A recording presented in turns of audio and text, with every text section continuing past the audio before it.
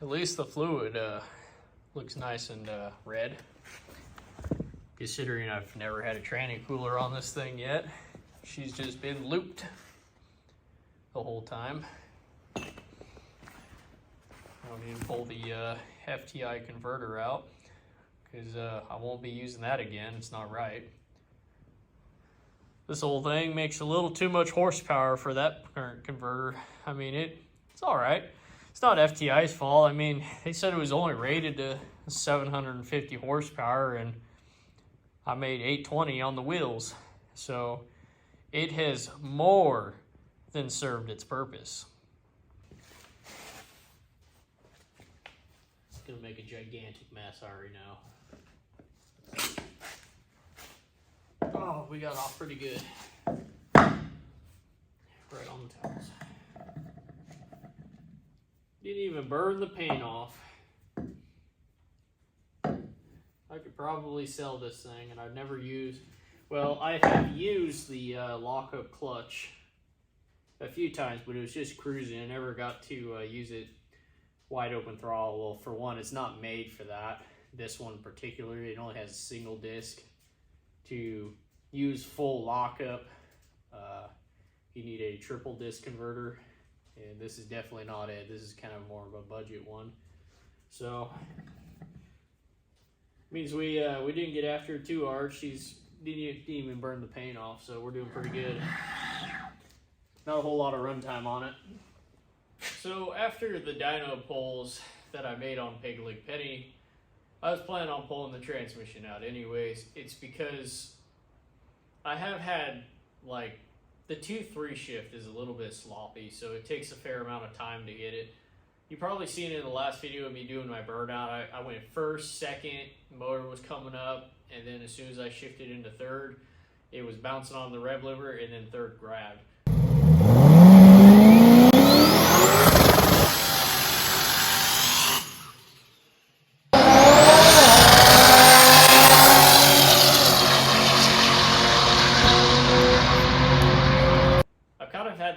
For a little while now, and I've had some transmission weird binding issues, and I have a suspicion that the direct drum and the forward band are fighting each other.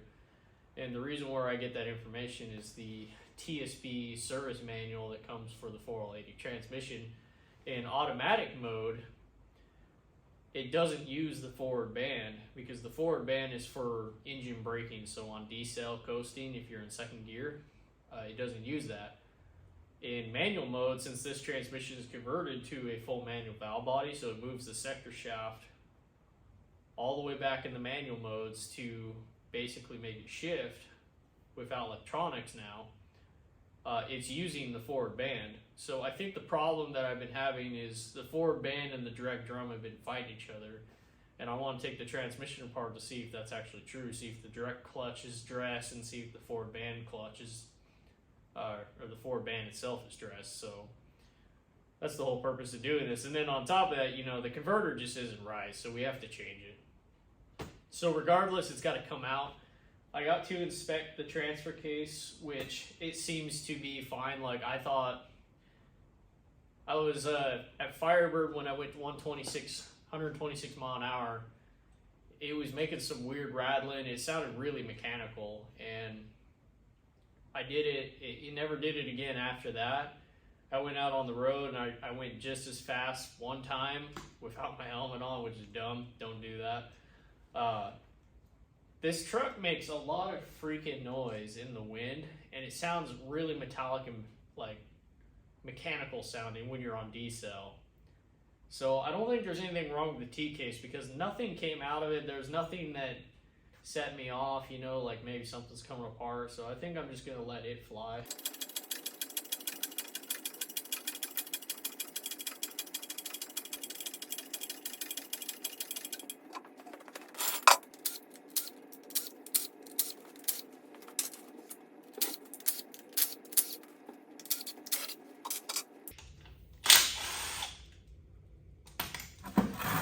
It's gonna make a gigantic mess, I already know it.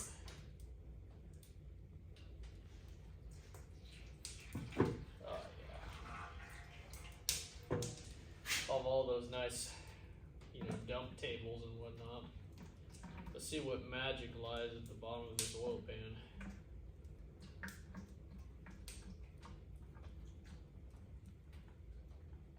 It's like hard. Oh, there's a big chunk in there.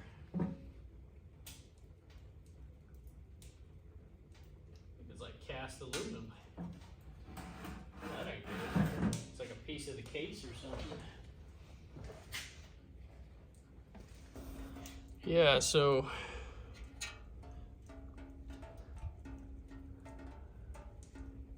see if I can get the focus out. It's just a piece of the case. I think it's one of the support lugs for one of the snap rings.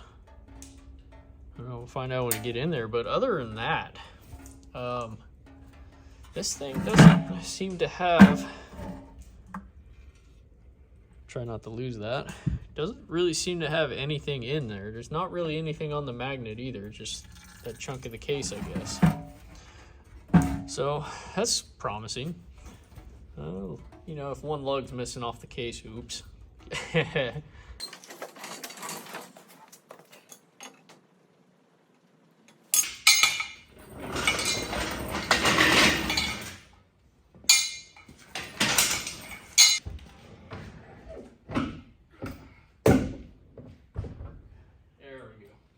Now that I have the bloodbath here kind of somewhat wiped up, look inside the pan here. Upon closer inspection, there's definitely it's right below the planetaries too, so there's a little bit of glitter. I mean, it's to be expected. I mean, this looks like chunks, but it's kind of,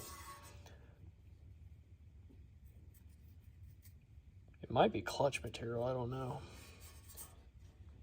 I mean, it's not awful, but there is, like, this a little shred of aluminum that I felt there, but we're gonna have to check the planetaries real carefully and make sure that the gear sets or the sun gears aren't all pitted and whatnot, but I believe the majority of the wear is probably gonna be up here in the clutch packs. So let's get started by removing the valve body.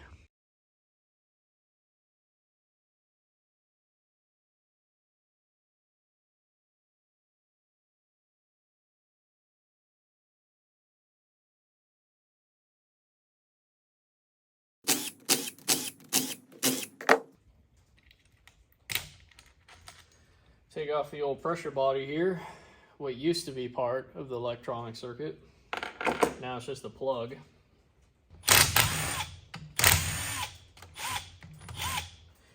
This thing is gonna leave an absolute disaster. Like, these things have endless amounts of fluid in them. Oh yeah, look at all the blood. Come to Papa. Oh, there's another piece of the case. Holy crap. Sitting right on top of the body here. We may have to, ooh yeah, there are a couple pieces. We might have to use my spare transmission case. I don't know what the hell's breaking off, but we're gonna find out here.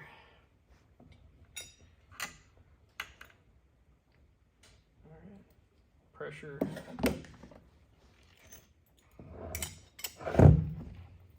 Oh yeah, that's man, we broke off a lot of lugs, whatever that came off of. Get my hands cleaned up here and I'll show you.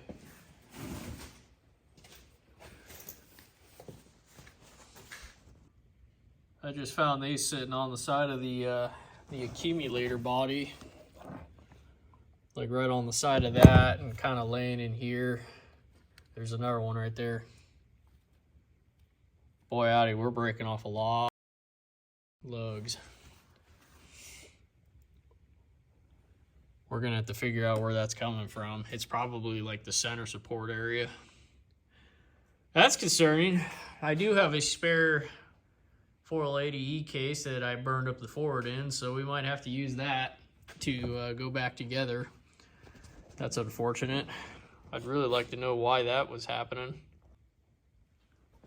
Continuing on. So pretty much all these 10mm bolts are the same size. Although in this shift kit, you know, you have to mind certain things about it. So all your 10mm are the same length. Your 8mm are their own length. And the 8mm are only used on your pressure body, which is that big old O-ringed electronic thing I removed off of there. Which you guys probably don't want to hear me gab, so we'll just tear it apart.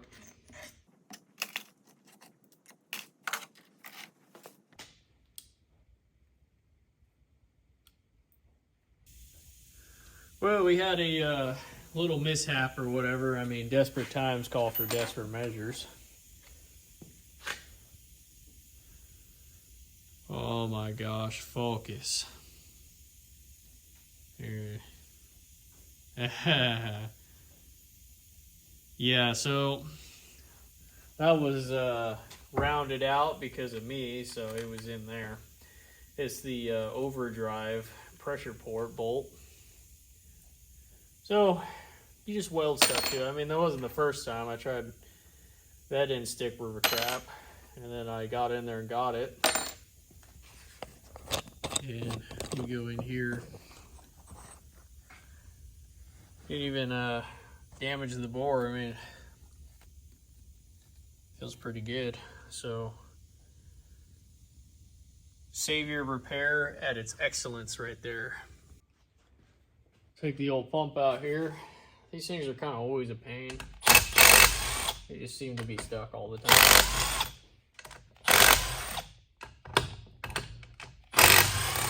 Just want to look at pieces and parts already.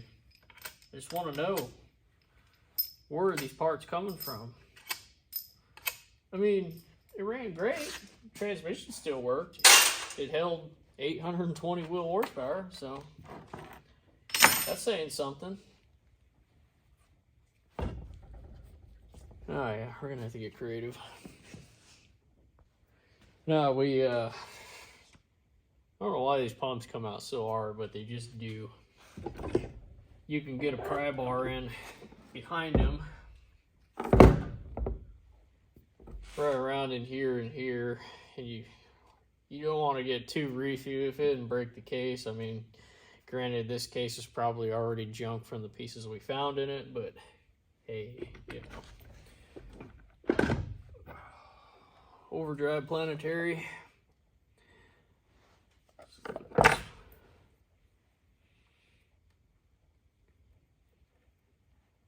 I mean, nothing looks out of the ordinary yet.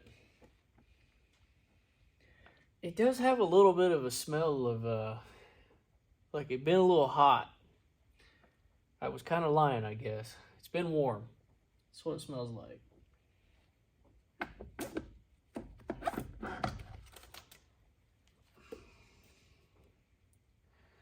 I don't imagine overdrive has a bunch of wear on it. I can see the discs in there. They look pretty good. You know, The majority of the time, there were a few times I accidentally pushed it into overdrive when I was a wide open throttle, but I was quickly letting out of it, so I think it'll be all right. I would like to pull it apart and check it, but we'll lay the parts out for now.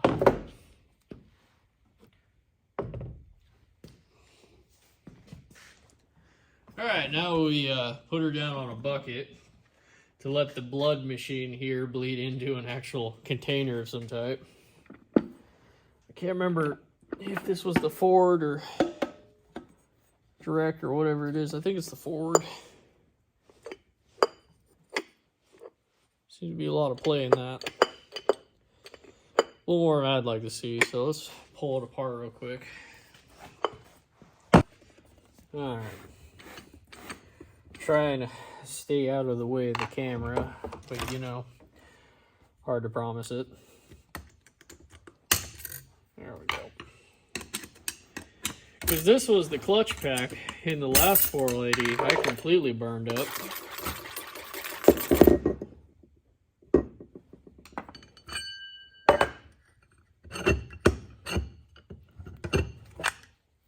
Just make my life easy here. Just dump it out. All right.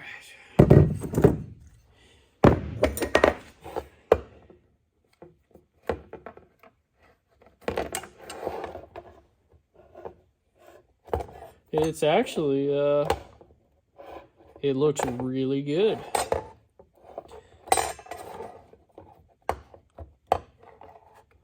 All right, so that one's fine. It's just maybe I got a little too much clearance in it or something. It just felt weird to me anyway. So we'll move on to the next thing here. All right, I believe that's the direct drum, and that is the forward band I'm talking about. It kind of looks like it has material on it, but we need to pull it out to see. I think that one just yards right out. What about remove anything? It's kind of a pain to get a hold of.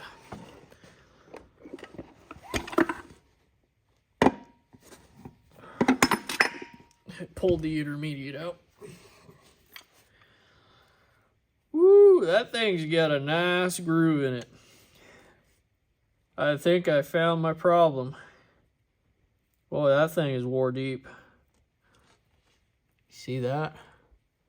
Like, that is legit wore. So that was my problem for sure. So my thesis, I was definitely right about the forward band being my issue.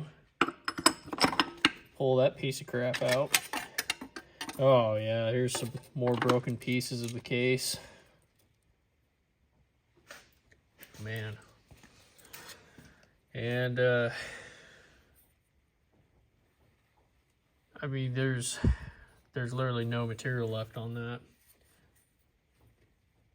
It's pretty much like, it's still black,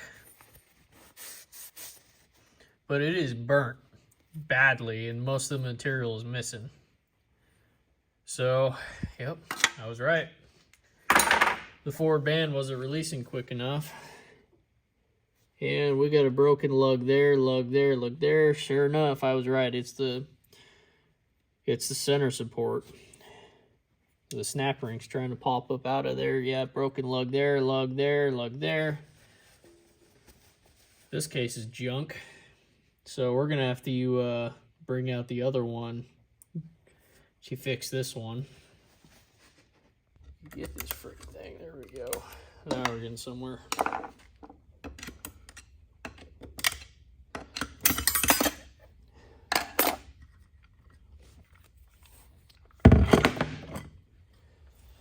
Ooh, those look pretty hot.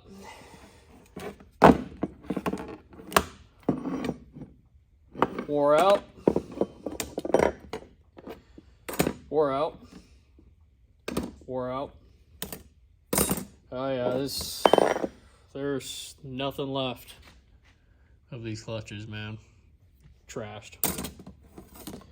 So direct drum's burning up, but that might have something to do with the freaking forward band staying locked up at the same time.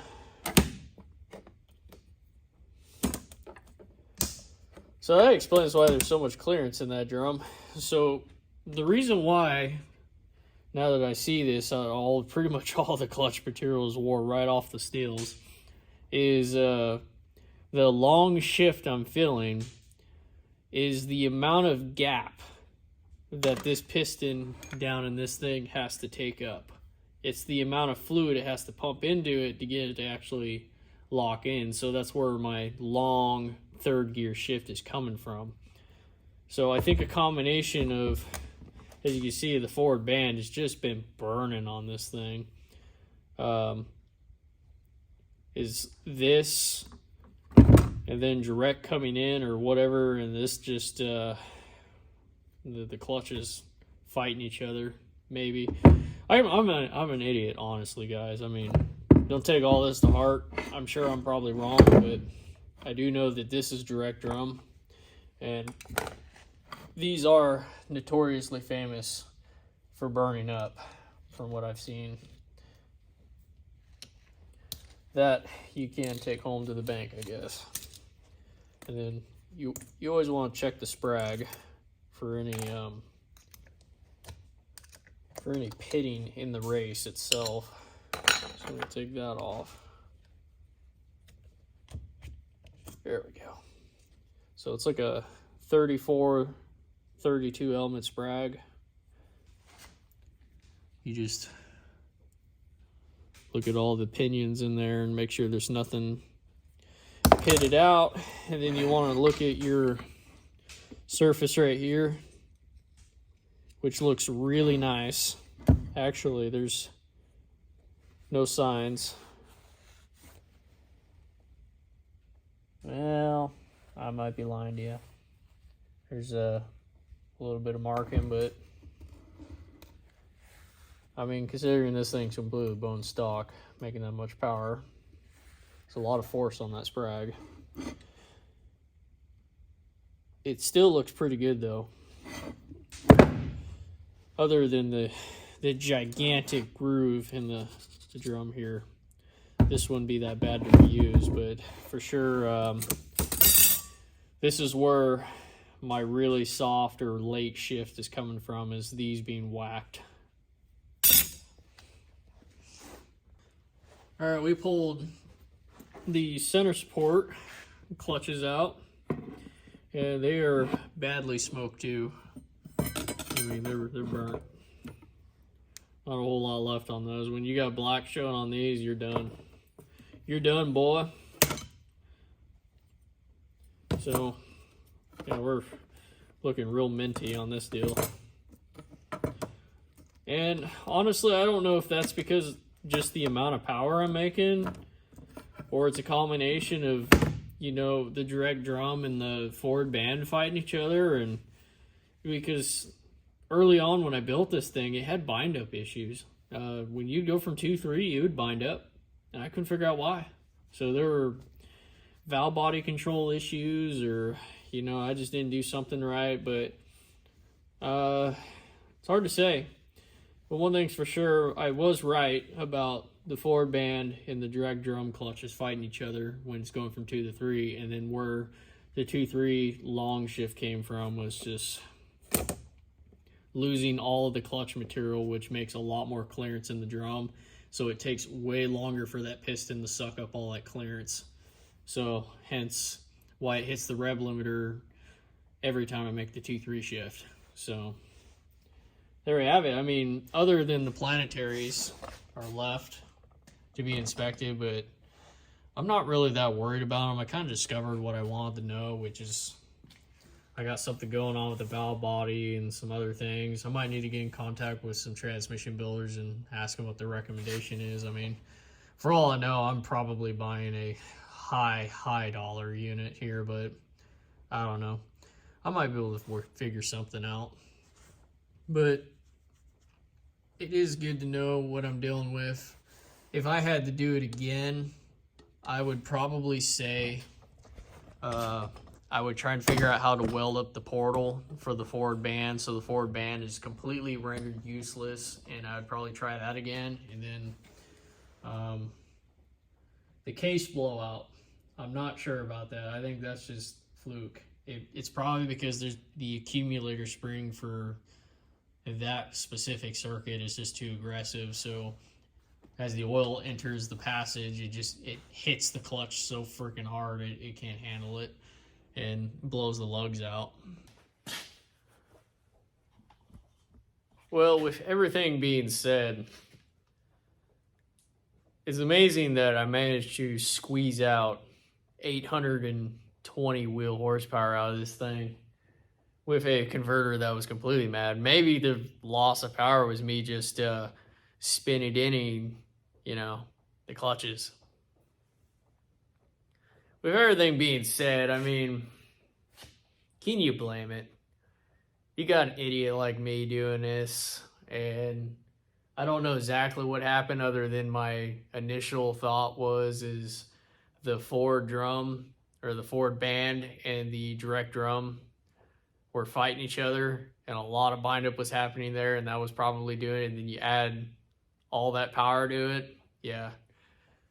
So looks like I'm gonna need a case, a direct drum, and clutches. And I'm gonna probably try and see if I can plug up the Ford band, because I think that was a lot of my issue, and see how that tries out. But I have another transmission in the corner. So I have this transmission here. It's the 480 I had in Peg Leg Penny when I built it. The only problem I had with it is I burnt up the Ford clutch, and that was probably due to the fact that I didn't have enough fluid in it. So it's got some smoked up Ford clutches, but that's it. Like, the rest of the thing looks pretty good. So I think we're gonna get back on that transmission and build it next. And we got old Terry the Fat Shark here. I mean, granted, it doesn't look like a whole lot, but this thing weighs like 3,300 pounds, so it's fairly heavy. And then you add in that kind of power, pretty rough on a tranny. So looks like we got a lot of work and a lot of money to spend. And that's where I'm going to end this video off, guys. Thanks again for watching. We'll see you later.